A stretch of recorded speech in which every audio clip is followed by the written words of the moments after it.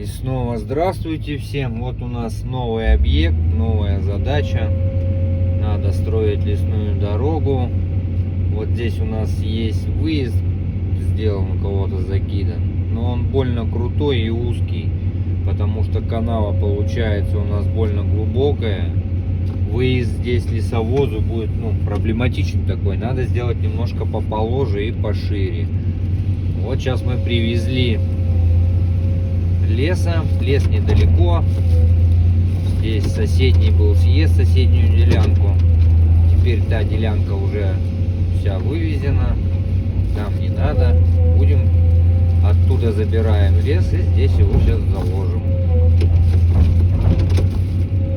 Все заложим, притопим.